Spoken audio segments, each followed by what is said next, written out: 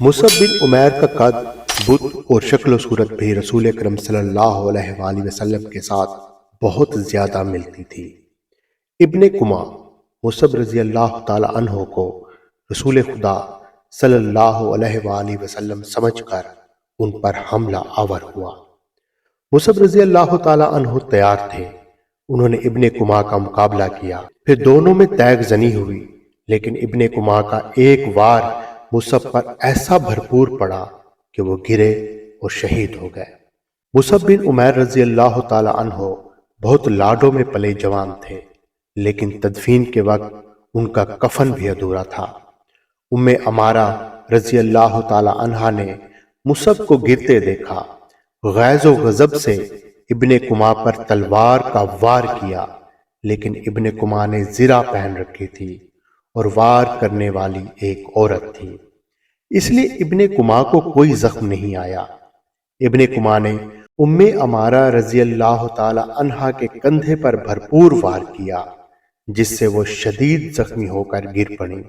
उस वक्त रसूल अकरम सल्लल्लाहु अलैहि वसल्लम जो करीब ही थे, इब्ने कुमा की तरफ बढ़े, लेकिन इब्ने कुमा ने पैंतरा बदल कर आप सल्लल्लाहु अलैहि वसल्लम पर ऐसा वार किया जो आप सल्लल्लाहु अलैहि वसल्लम की खुद पर पड़ा। तलवार खुद से फिसल कर आप सल्लल्लाहु अलैहि वसल्लम के कंधे पर लगी। आप सल्लल्लाहु अलैहि वसल्लम के बिल्कुल पीछे एक गड्ढा था। आप सल्लल्लाहु अलैहि वसल्लम जख्म खाकर पीछे हटे और गड्ढे में गिर पड़े। इब्ने कुमा ने पीछे हटकर गला फाड़ कर कहा, मैंने मोहम्मद सल्लल्लाहु अलैहि वसल्लम को कत्ल कर दिया है। नऊजुबिल्लाह। वो यही नारे लगाता मैदान जंग में घूम गया। उसकी आवाज कुरैश ने भी सुनी और मुसलमानों ने भी सुनी। कुरैश को तो खुश होना ही था, मगर मुसलमानों पर इसका बड़ा तबाहकुन असर हुआ कि वो हौसला हार बैठे और ओहद की पहाड़ी की तरफ पसपा होने लगे। अपने नबी सल्लल्लाहु अलैहि वसल्लम के शदाइयों भागते हुए मुसलमानों की एक ललकार सुनाई दी। अगर नबी करीम सल्लल्लाहु अलैहि वसल्लम ना रहे तो लानत है हम पर कि हम भी जिंदा रहें। तुम कैसे शदाई हो कि नबी करीम सल्लल्लाहु अलैहि वसल्लम की शहादत के साथ ही तुम मौत से डरकर भाग रहे हो। मुसलमान रुक गए। इस ललकार ने उन्हें आग बगोला कर दिया। वो पैदल थे, लेकिन उन्होंने कुरैश के घुड़सवारों पर हमला कर दिया। यह हमला खालिद बिन वलीद और अक्रमा के घुड़सवारों पर हुआ था। खालिद को आज याद आ रहा था कि उसके हाथों कितने ही मुसलमानों का खून बह गया था। उनमें एक रफा बिन वक्श भी थे। खालिद के दिल में दर्द की एक टीस सी उठी। उसे कुछ एहसास होने लगा जैसे वो बेमकसद खून बहाता रहा है, लेकिन उस वक्त वो मुसलमानों को अपना बदतरीन दुश्मन समझता था। अब मुसलमानों का दम खम टूट चुका था। पैदल घुड़सवारों का मुकाबला कब तक करते? वो मजबूर होकर पहाड़ी की तरफ पसपा होने लगे। रसूल अकरम सल्लल्लाहु अलैहि वसल्लम भी अपने साथियों के साथ एक तंग सी वादी की तरफ जा रहे थे। जिस तरह मुसलमानों ने फतह की खुशी में अपना मोर्चा छोड़ दिया था और जंग का पासा अपने खिलाफ पलट लिया था, इसी तरह अब कुरैश के आदमी मुसलमानों की लाशों पर और तड़पते हुए जख्मियों पर माले गनीमत इकट्ठा करने के लिए टूट पड़े। उनमें से कुछ कुरैश रसूल करीम सल्लल्लाहु अलैहि वसल्लम के ताक़ुब में चले गए, लेकिन आप सल्लल्लाहु अलैहि वसल्लम के साथियों ने उन पर ऐसी बेजिगरी से हल्ला बोला कि उनमें से ज्यादातर कुरैश को जान से मार डाला और जो बच गए वो भाग निकले। रसूल अकरम सल्लल्लाहु अलैहि वसल्लम एक बुलंद जगह पर पहुंचे। आप सल्लल्लाहु अलैहि वसल्लम ने वहां से सूरत हाल का जायजा लिया। आप सल्लल्लाहु अलैहि वसल्लम के 30 सहाबा में से 16 शहीद हो चुके थे। जो 14 जिंदा थे उनमें ज्यादातर जख्मी थे। आप सल्लल्लाहु अलैहि वसल्लम ने बुलंदी से मैदान जंग का जायजा लिया। आप सल्लल्लाहु अलैहि वसल्लम को कोई मुसलमान नजर नहीं आ रहा था। मुसलमान ये समझकर कि रसूल अकरम सल्लल्लाहु अलैहि वसल्लम शहीद हो चुके हैं, सख्त मायूसी के आलम में इधर उधर बिखर गए। उनमें से कुछ वापस मदीना चले गए, कुछ कुरैश के इंतकाम से बचने के लिए पहाड़ी के अंदर मौजूद थे। یہاں رسول خدا صلی اللہ علیہ وآلہ وسلم کو اپنے زخموں کی طرف توجہ دینے کی فرصت ملی۔ آپ صلی اللہ علیہ وآلہ وسلم کی بیٹی حضرت فاطمہ الزہرا رضی اللہ تعالی عنہا، جو آپ صلی اللہ علیہ وآلہ وسلم کو ہر طرف تلاش کر کر کے تھک چکی تھی، آپ صلی اللہ علیہ وآلہ وسلم کے پاس آ پہنچی تھیں۔ قریب ہی ایک چشمہ تھا۔ حضرت علی رضی اللہ تعالی عنہ وہاں سے کسی چیز میں پانی لائے اور آپ صلی اللہ علیہ وآلہ وسلم کو پلایا۔ حضرت فاطمہ رضی اللہ تعالی عنہا آپ صلی اللہ علیہ وآلہ وسلم کے زخم دھونے لگی۔ وہ سسک سسک کر رو رہی تھیں۔ خالد کو آج یاد آ رہا تھا کہ رسول کریم صلی اللہ علیہ وآلہ وسلم کی شہادت کی خبر نے اسے روحانی سا اطمینان دیا تھا، لیکن ایک للکار نے اسے چونکا دیا۔ وادی میں للکار کی گونج بڑی دور سے سنائی دے رہی تھی۔ کوئی بڑی ہی بلند آواز میں کہہ رہا تھا، مسلمانوں خوشیاں مناؤ، ہمارے نبی صلی اللہ علیہ وآلہ وسلم زندہ اور سلامت ہیں۔ اس للکار پر خالد کو ہنسی بھی آئی تھی اور افسوس بھی ہوا تھا۔ اس نے اپنے آپ سے کہا تھا کہ کوئی مسلمان پاگل ہو گیا ہے۔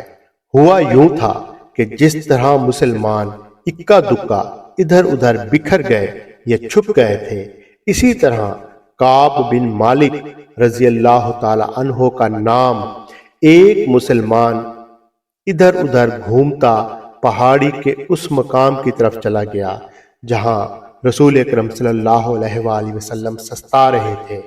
اس نے نبی کریم صلی اللہ علیہ وآلہ وسلم کو دیکھا تو اس نے جذبات کی شدت سے نعرہ لگایا، ہمارے نبی صلی اللہ علیہ وآلہ وسلم زندہ ہے۔ تمام مسلمان جو اکیلے اکیلے یا دو دو چار چار کی ٹولیوں میں ادھر ادھر بکھر گئے تھے، اس آواز پر دوڑ کر آئے۔ حضرت عمر رضی اللہ تعالی عنہ بھی اسی آواز پر رسول خدا صلی اللہ علیہ وآلہ وسلم تک پہنچے تھے۔ اس سے پہلے ابو سفیان میدان جنگ میں پڑی ہوئی ہر لاش کو دیکھتا پھر رہا تھا۔ وہ رسول کریم صلی اللہ علیہ وآلہ وسلم کا جسد مبارک تلاش کر رہا تھا۔ اسے قریش کا جو بھی آدمی ملتا اس سے پوچھتا، تم نے محمد کی لاش نہیں دیکھی؟ اسی تلاش میں خالد اس کے سامنے آ گیا۔ خالد، ابو سفیان نے پوچھا، تم نے محمد کی لاش نہیں دیکھی؟ نہیں، خالد نے جواب دیا، اور ابو سفیان کی طرف ذرا جھک کر پوچھا، کیا تمہیں یقین ہے کہ محمد قتل ہو چکا ہے؟ ہاں، ابو سفیان نے جواب دیا، وہ ہم سے بچ کر کہاں جا سکتا ہے؟ تمہیں کوئی شک ہے ابو سفیان؟ خالد نے جواب دیا، میں اس وقت تک شک میں رہتا ہوں جب تک اپنی آنکھوں سے نہ دیکھ لوں۔ محمد صلی اللہ علیہ وآلہ وسلم اتنی آسانی سے قتل ہو جانے والا شخص نہیں ہے۔ معلوم ہوتا ہے تم پر محمد صلی اللہ علیہ وآلہ وسلم کا طلسم طاری ہے۔ ابو سفیان نے تکبر کے لہجے میں کہا، کیا محمد صلی اللہ علیہ وآلہ وسلم ہم میں سے نہیں تھا؟ کیا تم اسے نہیں جانتے تھے؟ جو شخص اتنی قتل و غارت کا ذمہ دار ہے، ایک روز اسے بھی قتل ہونا ہے۔ محمد صلی اللہ علیہ وآلہ وسلم قتل ہو چکا ہے۔ جاؤ اور جا کر دیکھو، اس کی لاش کو پہچانو، ہم اس کا سر کاٹ کر مکہ لے جائیں گے، نعوذ باللہ۔ اسی وقت پہاڑی میں سے کعب بن مالک کی للکار گرجی، مسلمانوں خوشیاں مناؤ، ہمارے نبی صلی اللہ علیہ وآلہ وسلم زندہ ہیں اور سلامت ہیں۔ پھر ایک آواز بجلی کی کڑک کی طرح گرجتی کڑکتی وادی میں اور میدان میں گھومتی پھرتی رہی۔ سن لیا ابو سفیان؟ خالد نے کہا، اب میں تمہیں بتاتا ہوں کہ محمد صلی اللہ علیہ وآلہ وسلم کہاں ہے۔ میں اس پر حملہ کرنے جا رہا ہوں، لیکن میں تمہیں یقین نہیں دلا سکتا کہ میں محمد صلی اللہ علیہ وآلہ وسلم کو قتل کر کے آؤں گا۔ کچھ دیر پہلے خالد نے رسول کریم صلی اللہ علیہ وآلہ وسلم اور ان کے ساتھیوں کو پہاڑی کے اندر جاتے دیکھا تھا، لیکن وہ بہت دور تھا۔ خالد ہار ماننے والا اور اپنے ارادے کو ادھورا چھوڑنے والا آدمی نہیں تھا۔ اس نے اپنے چند ایک سواروں کو ساتھ لیا اور پہاڑی کے اس مقام کی طرف بڑھنے لگا جدھر اس نے رسول کریم صلی اللہ علیہ وآلہ وسلم کو جاتے دیکھا تھا۔ تاریخ لکھنے والا ابن ہشام لکھتا ہے کہ رسول کریم صلی اللہ علیہ وآلہ وسلم نے جب خالد کو اپنے سواروں کے ساتھ اس گھاٹی پر چڑھتے دیکھا جہاں آپ صلی اللہ علیہ وآلہ وسلم موجود تھے تو آپ صلی اللہ علیہ وآلہ وسلم کے منہ سے بے ساختہ دعا نکلی، خدائے ذوالجلال انہیں اس وقت وہیں روک لے۔ خالد اپنے سواروں کے ساتھ گھاٹی چڑھتا جا رہا تھا۔ وہ ایک درہ سا تھا جو تنگ ہوتا چلا جا رہا تھا۔ گھوڑوں کو ایک قطار میں ہونا پڑا۔ رسول کریم صلی اللہ علیہ وآلہ وسلم زخموں سے چور پڑے تھے۔